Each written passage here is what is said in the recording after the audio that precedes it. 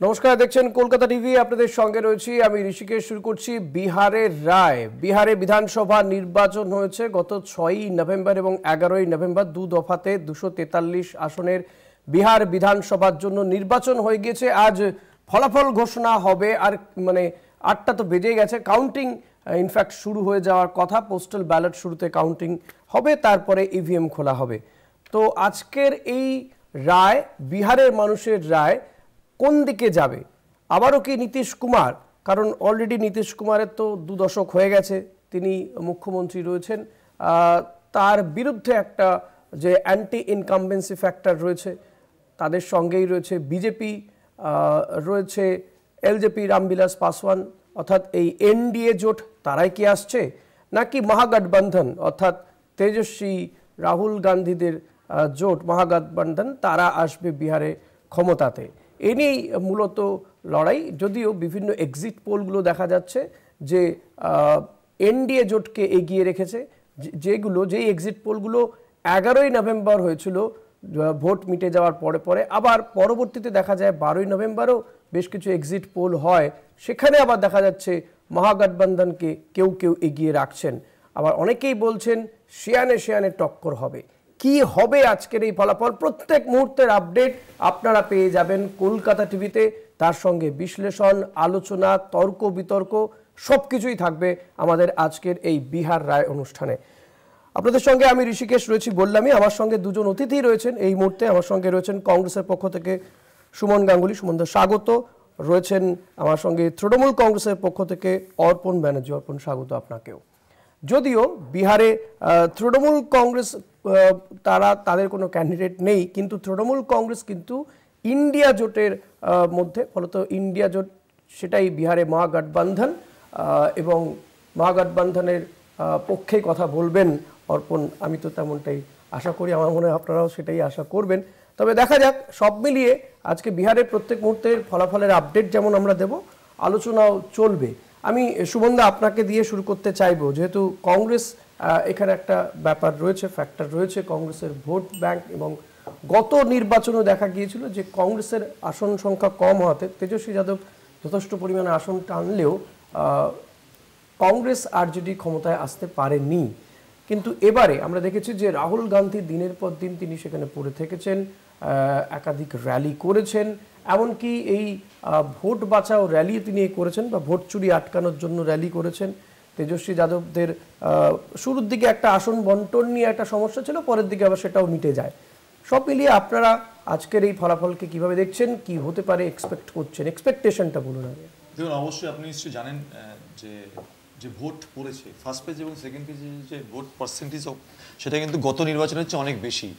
স্বাভাবিকভাবে একটা ধারণা থাকে, রাজনৈতিক বিশ্লেষকরা বলে যে যখন ভোট পার্সেন্টেজ বেশি হয়, সুতরাং সেটা ধরে নেওয়া যায় যারা সরকার, যারা সত্তায় আছে তাদের বিরুদ্ধে মানুষ ভোট দেয়।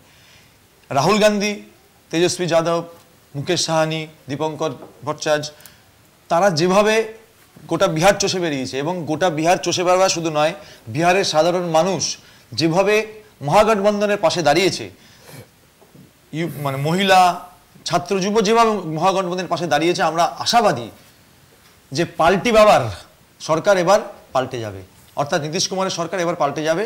যে পাল্টি বাবাকে নিয়ে অমিত শাহ বলেছিলেন যাকে একদমই নেওয়া যাবে না, সেই পাল্টি বাবার হাত ধরে গতবার বিজেপি বিহার শাসন করেছিল, এবার পাল্টি বাবা সরকার পাল্টে যাবে, এবার মহাগঠবন্ধনের সরকার আসছে। অর্পণের কি মনে হয় সেটা তো জানবো, তবে একটা গুরুত্বপূর্ণ ফ্যাক্টরও কিন্তু এখানে রয়েছে, যে এসআইআর এর পরে বিহারে প্রথম নির্বাচন হলো। এবার আমাদের রাজ্যেও শুরু হয়েছে, শুধুমাত্র আমাদের রাজ্যে নয়, এখন মোট 12টি রাজ্য কেন্দ্রশাসিত অঞ্চলে চলছে এসআইআর প্রক্রিয়া চলছে।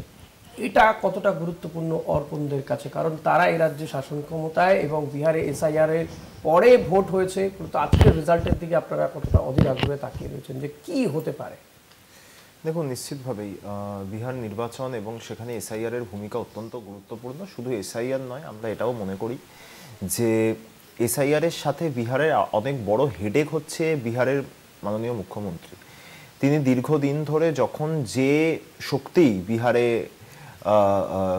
সংখ্যাগরিষ্ঠতায় থাকুক বা না থাকুক, তিনি যেন তেন প্রকারেণ তার কুর্সি টিকিয়ে রেখেছেন তিনি এই আমরা যেটা সিপিএম এর ক্ষেত্রে বলতাম যে দেহত্যাগের আগে পদত্যাগ নয়, এই ধরনের একটা চিন্তাভাবনা নিয়ে চলা একজন রাজনৈতিক ব্যক্তিত্ব, যার নেতৃত্বে আজ থেকে 20 বছর আগে হয়তো বিভিন্ন ক্ষেত্রে দেখতে গেলে ধরুন মাথাপিছু আয় বলতে পারেন বা শিক্ষার হার বলতে পারেন, দেশের মধ্যে বিহার সবচেয়ে শেষ সারির রাজ্য হিসাবে পরিগণিত হতো।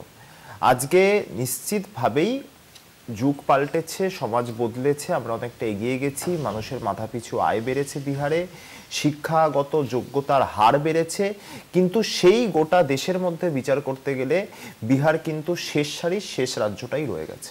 তো স্বাভাবিকভাবেই আমার মনে হয় যে বিহারের মানুষের কাছে শুধুমাত্র এসআইআর নয়, তাদের সার্বিক উন্নতি, তাদের শিক্ষার বিকাশ, সামাজিক বিকাশ এবং অর্থনৈতিক বিকাশ সবকিছুই এই নির্বাচনের অন্যতম আঙ্গিক হতে চলেছে, আঙ্গিক হয়েছে।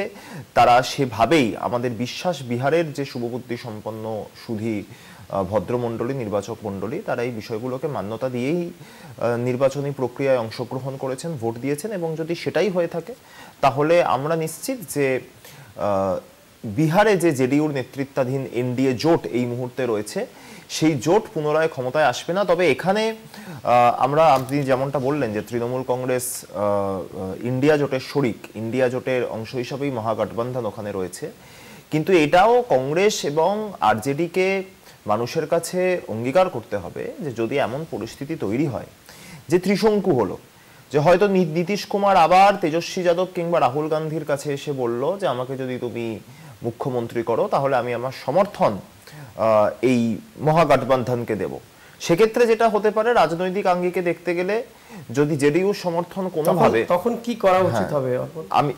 কি করা উচিত হবে সেটা তো যাদের কাছে গিয়ে তিনি বলবেন, তারা ডিসাইড করবেন।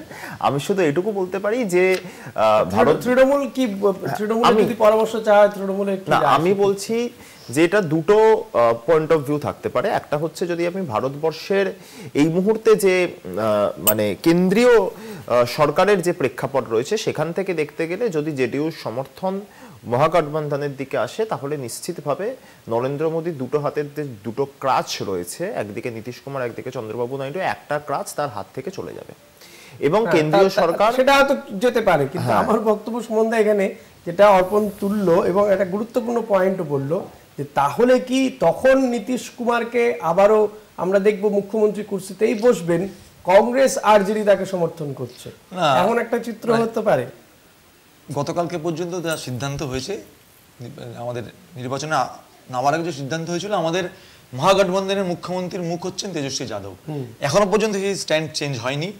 তেজস্বী যাদবকে সামনে রেখে আমার মহাগঠবন্ধন ওখানে লড়ছে এবং আমার বিশ্বাস নীতিশ কুমারকে সেটা বলার সুযোগ বিহারের মানুষ এবার দেবে না।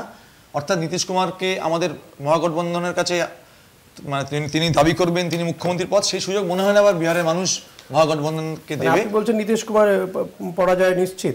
অবশ্যই মহাগঠবন্ধনের সরকার বিহারে আসছে, এটাই চাইছে না, বিজেপিকে চাইছে, সেটা বিজেপির ব্যাপার, কিন্তু বিহারের মানুষ চাইছে নীতিশ কুমারের নেতৃত্বে 20 বছর ধরে যে পিছিয়ে থাকা বিহার, সেই পিছিয়ে থাকা বিহার এবার মহাগঠবন্ধনের হাত ধরে এগিয়ে থাকা বিহারে পরিণত হবে। আচ্ছা, বেশ, দেখা যাক, আমরা ফলাফল আপনাদেরকে দিতে থাকবো, যদিও এখন সবে সবে হয়তো ভোট গণনা শুরু হচ্ছে, পোস্টাল ব্যালট শুরুতে গণনা হবে। আপডেট এলেই আমরা আপনাদেরকে আপডেট দিতে থাকবো, তবে আলোচনাও চলতে থাকবে, সঙ্গে থাকবেন আপনারা।